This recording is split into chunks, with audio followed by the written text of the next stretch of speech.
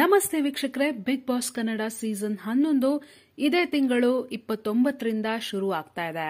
ಈ ಬಾರಿ anchor change ಆಗ್ತಾರೆ. ಆಂಕರ್ ಯಾರಿರ್ಬೋದು ಅಂತೆಲ್ಲ ತಲೆ ಕೆಡ್ಸ್ಕೊಂತ ಇದ್ದವ್ರಿಗೆ ಈಗ ಆಲ್ರೆಡಿ ಉತ್ತರ ಸಿಕ್ಕಿದೆ.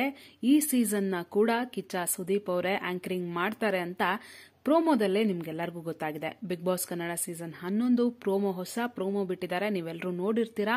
ಸಿಕ್ಕಾಪಟ್ಟೆ ವೈರಲ್ ಆಗಿದೆ ಆ ಪ್ರೋಮೋ. ಅದರಲ್ಲಿ ಸುದೀಪ್ ಅವ್ರನ್ನ ನೋಡಿ ಎಲ್ಲರೂ ಫುಲ್ ಖುಷಿ ಆಗಿದ್ದಾರೆ. ಈ ಸೀಸನ್ ಕೂಡ ಸುದೀಪ್ ಅವರ ಆಂಕರಿಂಗ್ ಮಾಡ್ತಾರೆ ಅಂತ ಕೇಳಿ ಎಲ್ಲರಿಗೂ ಸ್ವಲ್ಪ ಸಮಾಧಾನ ಆಗಿದೆ. ಹಾಗೆ ಸುದೀಪ್ ಅವರು ಅದರಲ್ಲಿ ಒಂದು ಡೈಲಾಗ್ ಹೊಡಿತಾರೆ. ಅದೇನಪ್ಪಾ ಅಂದ್ರೆ, ಇಷ್ಟು ದಿನ ಆಗಿದ್ದು ಒಂದ್ ಲೆಕ್ಕ, ಇನ್ಮೇಲೆ ಒಂದ್ ಲೆಕ್ಕ ಅಂತ ಹೇಳಿ. ಅಂದ್ರೆ 10 ಸೀಸನ್ ಅಲ್ಲಿ ಇಲ್ದೇ ಇರೋದು ಈ ಸೀಸನ್ ಅಲ್ಲಿ ಏನೋ ಇರುತ್ತೆ ಅನ್ನೋ ಒಂದು ಸಿಗ್ನಲ್ ಕೊಟ್ಟಿದ್ದಾರೆ. ಬಿಗ್ ಬಾಸ್ ಅಂದ್ರೇನೆ ಫೈಟಿಂಗು, ಜಗಳ, ಅದು ಇದು ಕಾಂಟ್ರವರ್ಸಿ ಅಂತೆಲ್ಲ ಇದ್ದೇ ಇರುತ್ತೆ. 10 ಸೀಸನ್ ಅಲ್ಲೂ ನಾವು ಒಂದೊಂದು ಸೀಸನ್ ಅಲ್ಲಿ ಒಂದೊಂದ್ ತರ ನೋಡಿದೀವಿ. ಆದ್ರೆ ಈ ಸೀಸನ್ ಅಲ್ಲಿ ಅದಕ್ಕೂ ಮೀರಿದ್ದು ಏನಪ್ಪಾ ಆಗುತ್ತೆ ಅಂತ ಈಗ ವೀಕ್ಷಕರು ಕಾಯ್ತಾ ಇದ್ದಾರೆ. ಯಾವಾಗ ಬಿಗ್ ಬಾಸ್ ಶುರು ಆಗುತ್ತೆ ಅಂತ. ಹಾಗೆ ಕಂಟೆಸ್ಟೆಂಟ್ಗಳು ಅವ್ರು ಬರ್ತಾರೆ ಇವ್ರು ಬರ್ತಾರೆ ಅಂತ ಲೆಕ್ಕ ಹಾಕ್ತಾನೆ ಇದ್ದಾರೆ. ಒಂದೊಂದು ದಿನಾನೂ ಒಬ್ರೊಬ್ರು ಹೆಸರು ಕೇಳಿ ಬರ್ತಾ ಇದೆ. ಆದ್ರೆ ನಾನಿವತ್ತು 2 ಕಂಟೆಸ್ಟೆಂಟ್ಗಳು ಪಕ್ಕ ಹೋಗ್ತಾ ಇರೋ 2 ಕಂಟೆಸ್ಟೆಂಟ್ಗಳ ಹೆಸರು ಹೇಳ್ತೀನಿ. ನೀವು ಅದನ್ನ ಕೇಳದ್ಮೇಲೆ ಹೌದು ಇವರಿಬ್ರು ಗ್ಯಾರಂಟಿ ಹೋಗ್ತಾರೆ ಅಂತಾನೆ ಹೇಳ್ತೀರಾ. ಹಾಗಾದ್ರೆ ಅವರಿಬ್ರು ಯಾರು ಅಂತ ನೋಡೋದಾದ್ರೆ, ಮೊದಲನೇವರು ಗಿಚ್ಚಿಗಿಲಿಗಿಲಿ ಸೀಸನ್ 3ರ ವಿನ್ನರ್ ಹುಲಿ ಕಾರ್ತಿಕ್ ಅವರು. ಮೊನ್ನೆ ಅಷ್ಟೇ ಗಿಚ್ಚಿಗಿಲಿಗಿಲಿ ಸೀಸನ್ 3ರ ಫೈನಲ್ ನಡೀತು. ಅದೇ ಫೈನಲ್ ಅಲ್ಲಿ ಬಿಗ್ ಬಾಸ್ ಸೀಸನ್ 11ರ ಪ್ರೋಮೋ ಕೂಡ ಬಿಡುಗಡೆ ಮಾಡಿದ್ರು. ಈ ಗಿಚ್ಚಿಗಿಲಿಗಿಲಿ ಸೀಸನ್ 3 ಸತತವಾಗಿ 6 ತಿಂಗಳಿಂದ ಬರ್ತಾ ಇದೆ.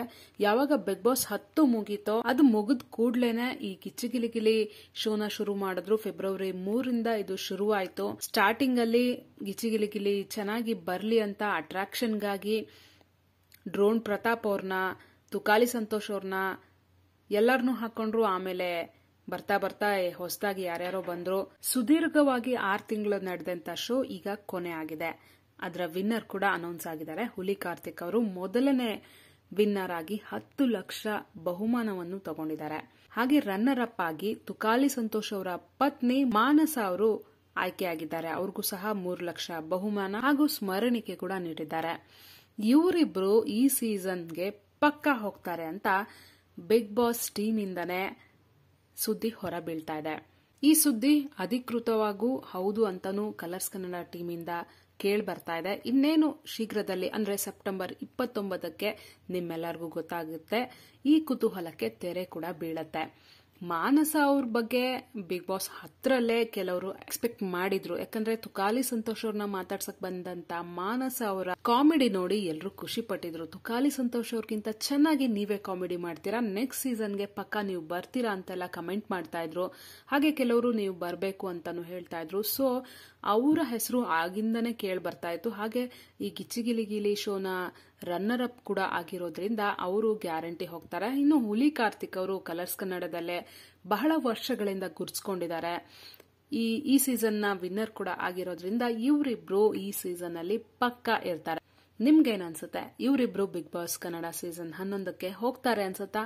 ಅಥವಾ ಇಲ್ಲ ಇವರಿಬ್ರು ಇದ್ರಲ್ಲಿ ಗೆದ್ದಿದಾರಲ್ಲ ಮತ್ತೆ ಬಿಗ್ ಬಾಸ್ಗೆ ಹೋಗೋದ್ ಬೇಡ, ಬೇರೆಯವ್ರಿಗೆ ಅವಕಾಶ ಸಿಗ್ಲಿ ಅಂತ ಅನ್ಸುತ್ತಾ?